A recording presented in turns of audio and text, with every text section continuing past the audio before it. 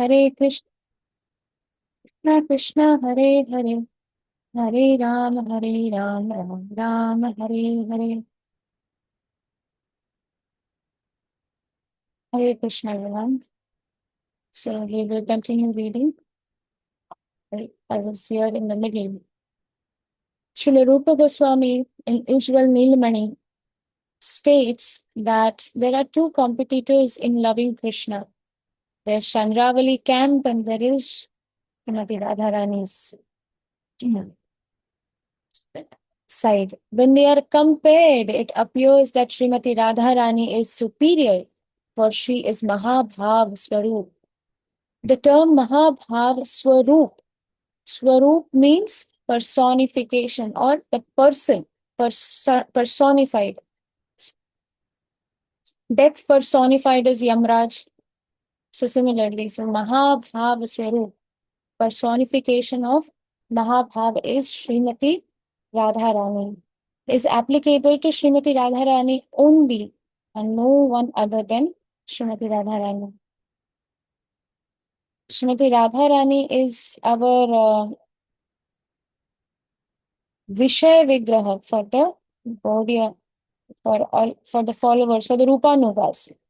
Rupa Manjari is the most confidential, intimate Manjari of Srimati Radharani.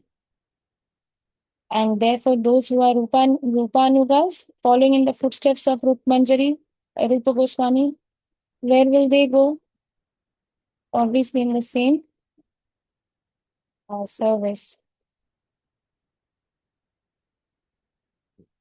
Mahabhav is full of the pleasure potency, and it is an exhibition of the highest love for Krishna. What is Mahabhav? If somebody has this question, then this is the answer to it. What is Mahabhav? Mahabhav is the exhibition of the highest love for Krishna. There is nothing above that. Whatever is the ultimate is the full potency of pleasure. And that is called Mahabhav. And that personification is Srimati Radharani. Srimati Radharani is therefore known throughout the world as the most beloved of Krishna. And her name is always associated with Lord Krishna as Radha Krishna. If we see the deities, there is Radha Gopi Janavallabha, Radha Madhav, Radha Kunja Bihari, Radha Shyam Sundar, Radha Gopinath, Radha Madan Mohan, Radha Govind Ji. So it is always associated with Krishna. The Brahma Samhita 5.37 also confirms that Krishna expands himself by his pleasure potency in the spiritual world, and that these potencies are all non-different from him. All the Sakhis are also his pleasure potencies. They are non-different from him.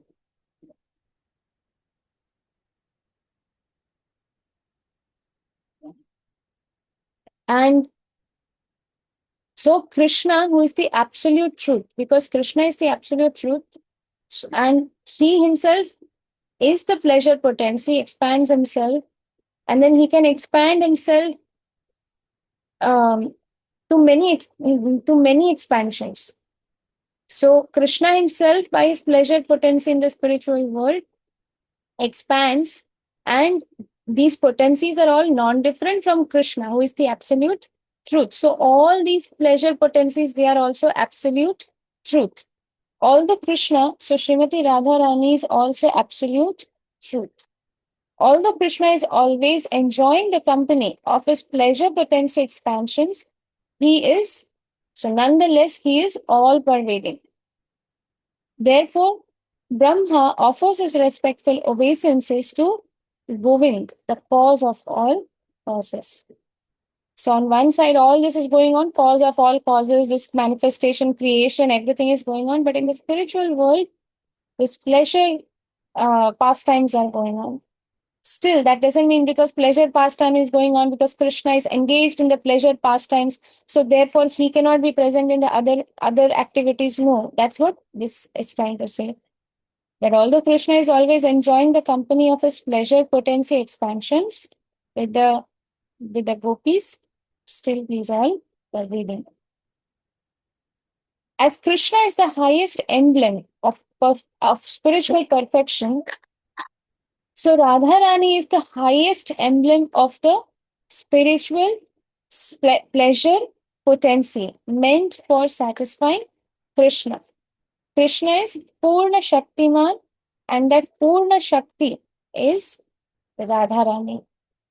Krishna is the energetic, and from that, the energy that comes is Srimati Radharani. She's complete energetic. Sorry, energy.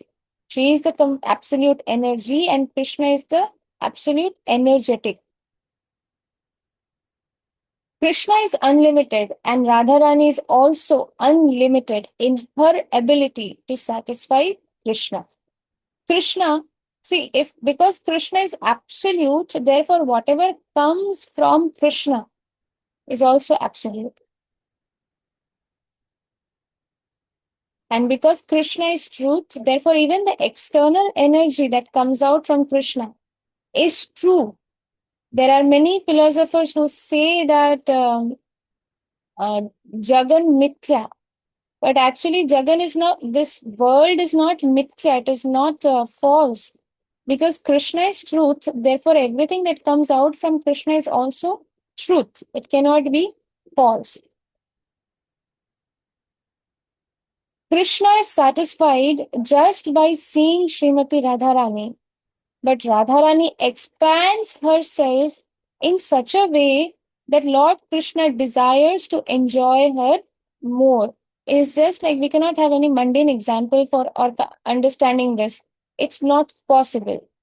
As simple as that. It's not possible.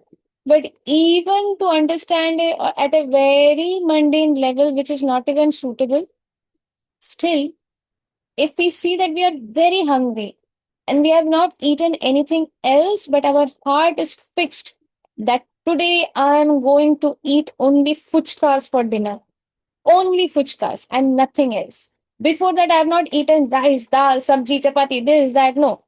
My stomach is empty. My heart is full with the desire that today I just want to eat fuchka. Fuchka means pani puri, golgappe.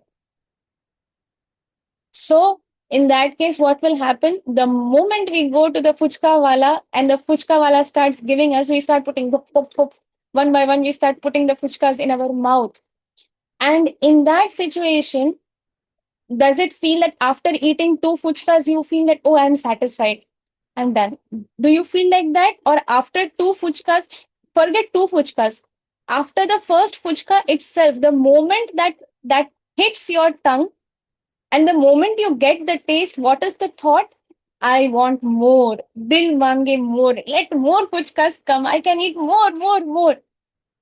But because this is the material world, so after a point of time, the stomach says, Bas karo bhai, I'm going to die today. And that is why we have to stop. That is why we have to stop, because we are dependent on this gross elements, on this gross body. This is just a mundane way to understand that although Krishna is satisfied just by seeing Srimati Radharani, but what did we read just before that? That Srimati Radharani is unlimited in her ability to satisfy Krishna. Therefore, to give more pleasure. Who wants to be satisfied in pleasure if somebody is getting more pleasure? Suppose our stomach has unlimited capacity to eat fuchkas for 10 days at a stretch. Why will we stop? Who wants to stop eating fuchkas or rajbhog or this whatever is our favorite, pav bhaji and anything that we like?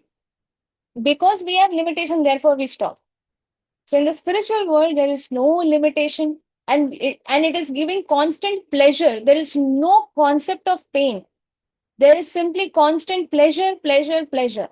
Srimati Radharani is that pleasure giving potency.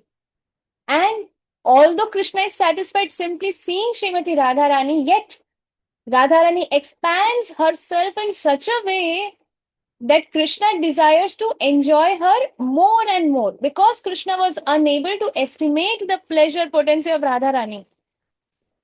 Krishna was unable to understand that, Are Bapre, how much pleasure can a devotee give? Srimati Radharani can give me so much pleasure. I'm going crazy. Cannot even understand. Therefore, Krishna decided to accept the role of Radharani.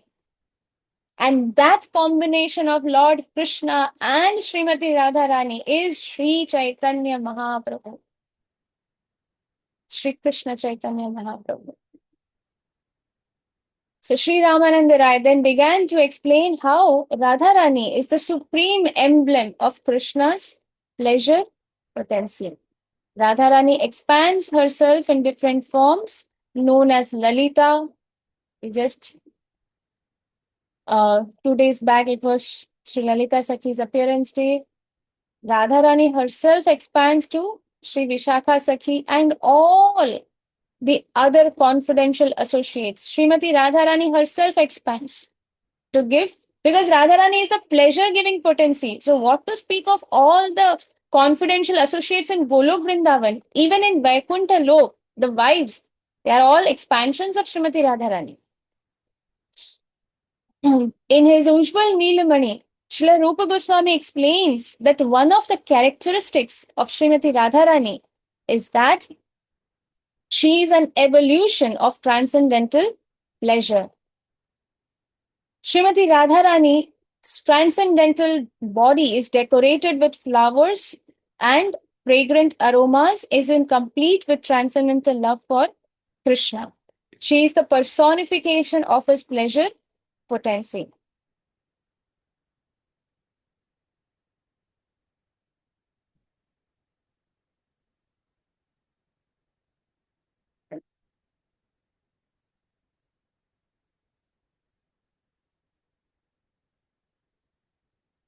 Srimati Radharani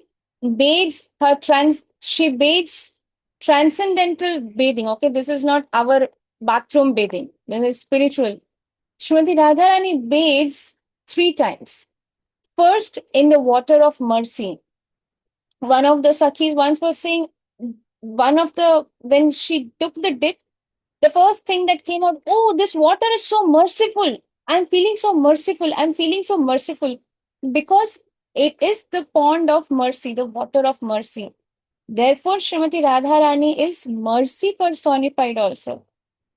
So first, she bathes in the water of mercy. Second, in the water of youthful beauty. Nobody is even in the aura in comparison to her beauty. And third is in the water of youthful luster, so that Krishna can always get highest pleasure.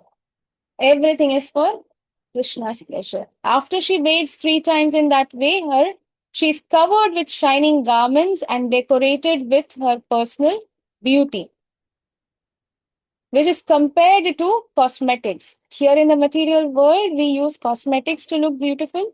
But in the spiritual world, Srimati Radharani is decorated with her personal beauty.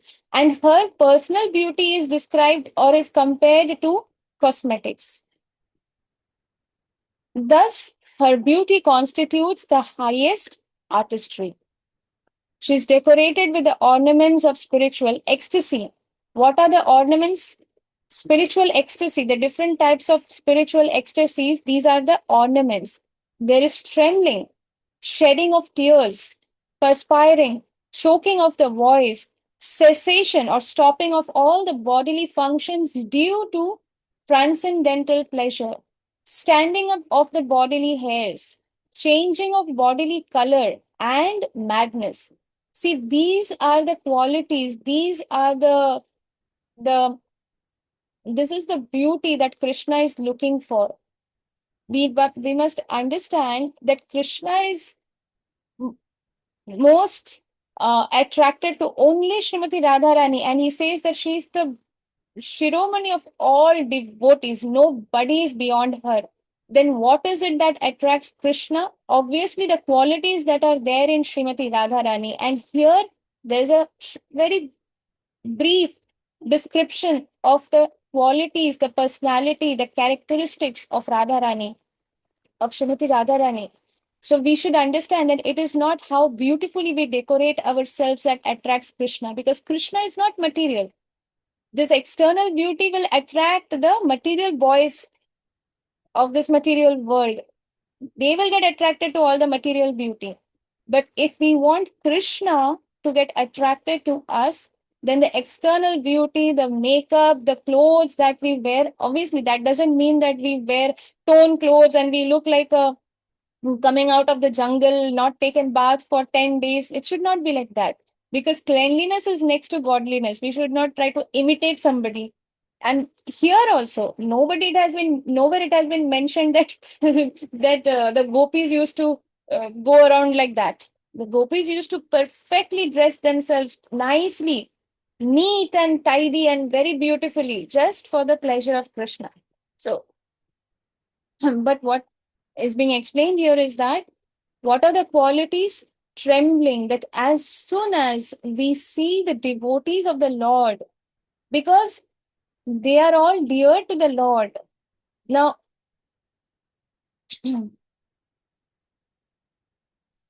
Krishna himself gets so attracted to the devotees. So that means if we are not getting attracted to those devotees, there is somewhere a dis, uh, disconnection between us and Krishna's antennas. Isn't it? Krishna is getting attracted to his devotees. Are we getting attracted to his devotees? Attracted means not like a boy getting attracted to a girl, not that foolish attraction. Attracted means the qualities of the devotee, not about the external, whether this is a Prabhuji, Mataji, Pitaji, or not all that. So, trembling devotees, they are always, whenever they are hearing about the pastimes of Krishna, the devotees of Krishna, or when they meet the devotees, when devotees meet each other, they embrace each other in joy, shedding of tears in separation of Krishna, in separation of the devotees of Krishna, perspiring. Sometimes we have spiritual stress also. There is material stress and there is spiritual stress. Material stress goes away as soon as we have taken complete surrender of Krishna. Then there is no material stress. Any stress which is related to anything that is material stress. But what is spiritual stress? I will pause here. Let me share something today, because it's just Krishna's and Guru Maharaj's um, arrangement. I was thinking about this pastime that I heard. I was thinking about it a lot, and it has so much deep, intense realizations that had a desire to share it with you. But I was thinking yesterday also we did not read. I shared something else instead of reading, and today also. So I just wanted to read instead of speaking too much. This is Guru and Krishna's divine arrangement that I came to this term spiritual stress. Spiritual stress. And this reminded me of that incident that one devotee shared with me. So we will pause our reading here and let me share that incident. I'm just checking who all are here, because actually, so I'll tell you that this happened just yesterday. Yeah, it's yesterday's thing. That I uh, what I'm sharing. So one devotee family, uh, this Mataji, she shared with me that from past few days or few weeks or something, there was some um, d- like within the family, sometimes it happens that, okay, I told the husband something or the kids, but they are not listening. And then there is so much of stress because they are not listening. Um, So this Mataji was getting very, very anxious. And at one point of time, she was like, she said that, oh, I'm very tired, nobody listens, and nobody's becoming serious. So what she did was, she informs everything to her Shiksha Guru, and she starts complaining and tells everything to her Shiksha Guru, and Shiksha Guru tries to guide her. But in these moments, when our mind is just cannot see anything outside of the situation, what happens is, even if Shiksha Guru is giving us the guidance, we may not be able to take that guidance at that moment, or we are taking the guidance, but we are not able to apply it properly, or maybe we are trying to apply it, but somewhere there is a clash of titans. The mind is saying something, the heart is saying something, the body is doing something. So in that situation, she said something to her Shiksha Guru, that nobody's listening to me, and I'm only trying so much, and therefore I'm tired, and I'm just going to keep myself away from all of these things. If Guru and Krishna wants, then they will take care. Something like that happened. I don't know, of course, the exact conversation, but something of that kind of thing she said to the Shiksha Guru. And then the next day was fine, okay, no problem. Then one day later, when she was when she had to do the abhishek or dressing of her deities. No, the very next day, sorry. The very next day, when she had to do the dressing of her deities, she saw that suddenly her deities of Gaur Nitai, and especially Sri Nityananda Prabhu, manifested signs of huge black spots on his body. Sri Nityananda Prabhu had huge black marks on the body, the deities. And this Mataji and Mahaprabhu also had, but not that much as Sri Nityananda Prabhu. So this Mataji got very, very tensed. Now, this is spiritual stress. Okay, this is spiritual stress. Even worrying about the devotee members of the family is also spiritual stress, because we are taking that stress in order to take care of these devotees. They are not material beings, they are in devotion, they are all Vaishnavas. But now, if somebody is worried about what will happen to whether I will get, uh, if it is something unrelated to Krishna consciousness, then that is material anxiety, that is material stress. That means that that person is not connected with Krishna. Is not connected with Krishna, or the connection is not good enough. Anyhow, again coming back to this, so she was completely in stress that what happened to my deities. ऐसा तो कुछ भी नहीं किया that the deities suddenly developed this kind of an allergic reaction or something. So she started calling her doctor and reaching out to other devotees that what can we do, how to take care of this. So this went on, and then in the night, she was reading Srimad Bhagavatam. This devotee Mataji is telling me that. Then no, before that, before sitting for Gayatri, she prayed to her deities. So that was happened, but still she did the Abhishek, tried to massage them with ghee and then Gopi Chandan.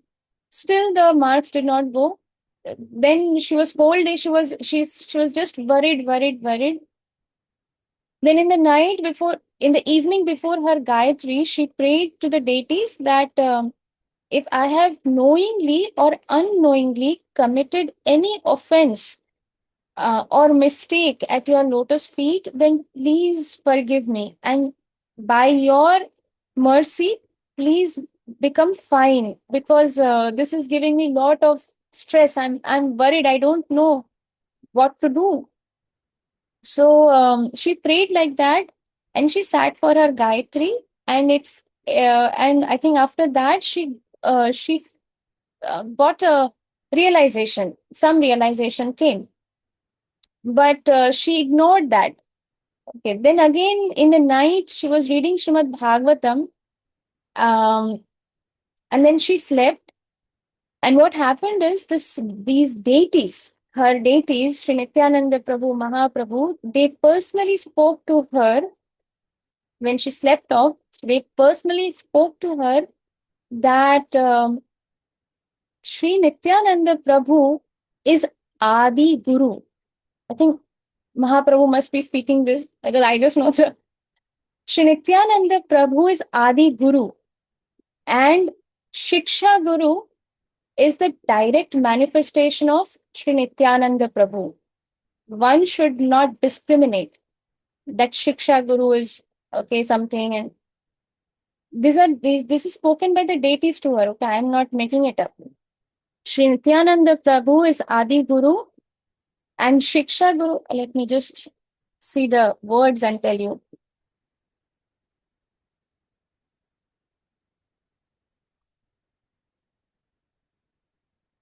And Shiksha Guru is the manifestation of Adi Guru. You have put your Shiksha Guru in stress, and therefore he is distressed, and that manifestation of distress are these spots on my body. Because Shiksha Guru is distressed, therefore there is the manifestation of that distress is on my body. And they do. This Mataji just immediately wakes up and sends a begging for apology.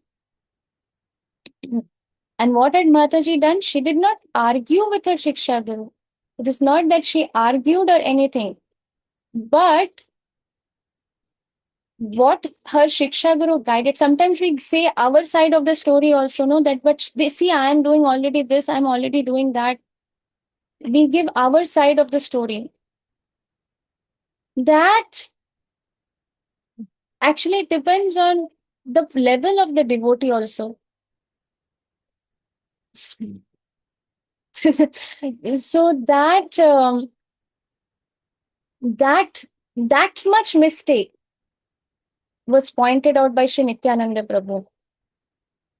That you have put your Shiksha Guru in stress, he is distressed. So immediately this Mataji sends a message to the Shiksha Guru. Shiksha Guru never said anything like that.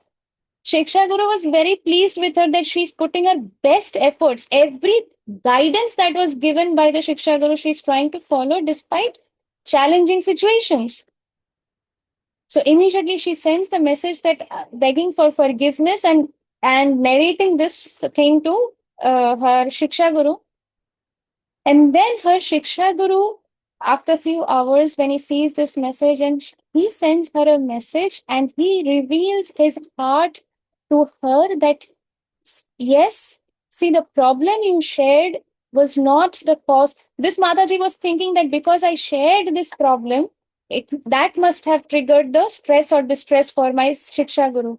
But because Sri Nityananda Prabhu did not say the reason, he said that you have caused stress to your Shiksha Guru, and that is whatever you are seeing on my body is the manifestation of it. Okay. So she thought maybe that I've shared this, and that is the so the Shiksha Guru revealed that the cause of my stress was not your what you shared with me, because it is your duty and it is the right, because otherwise how will you get guidance? So whatever situation you must share.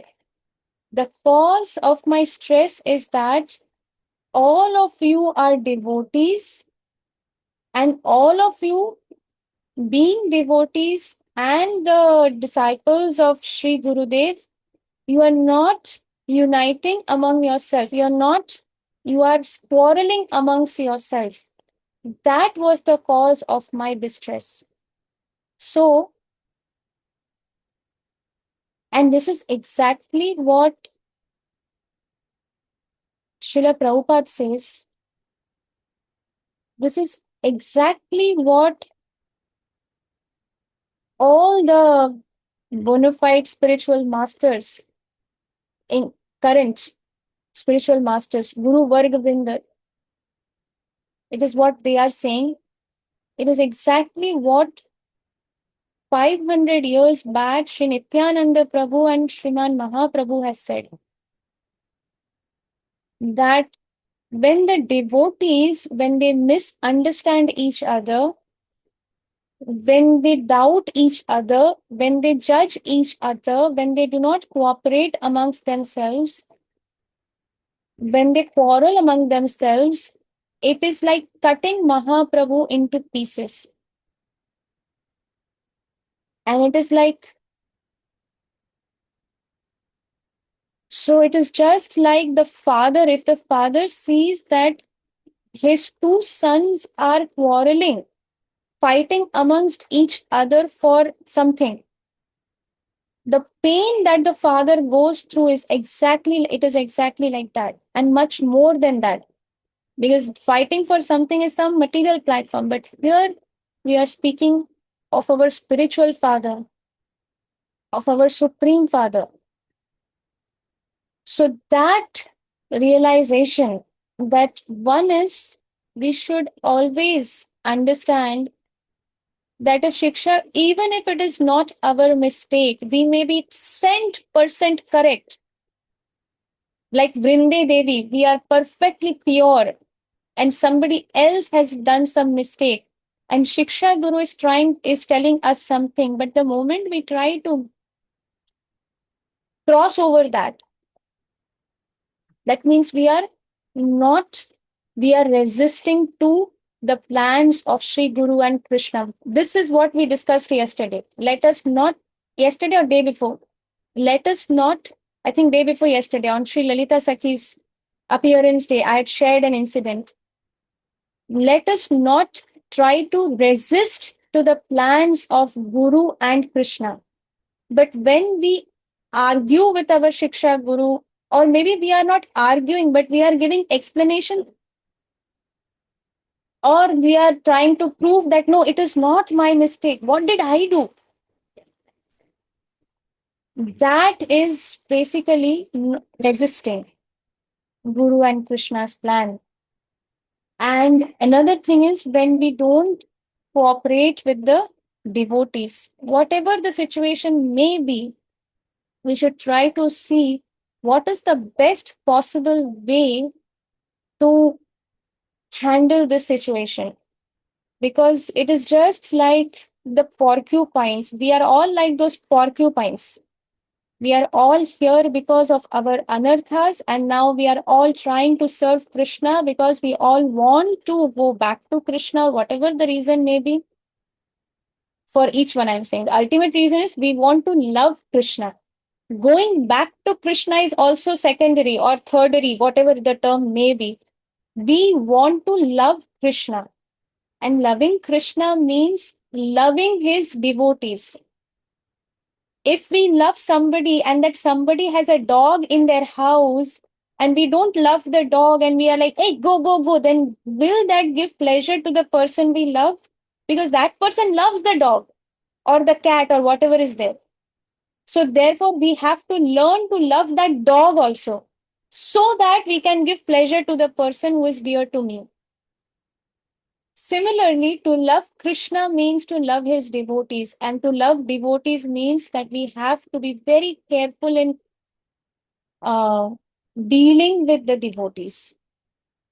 So this I felt this should anyhow this entire thing is spiritual stress. This entire thing comes under spiritual stress. That dealing with devotees, yeah, it is like I was saying the porcupine situation, that the porcupines, when it is very cold and there is snowfall, snowstorm or something, all these porcupines, they come together and they have, in Bengal it's called shojaru. So they have these thorns um, on their body, and the ends of these thorns are very, very sharp, very sharp.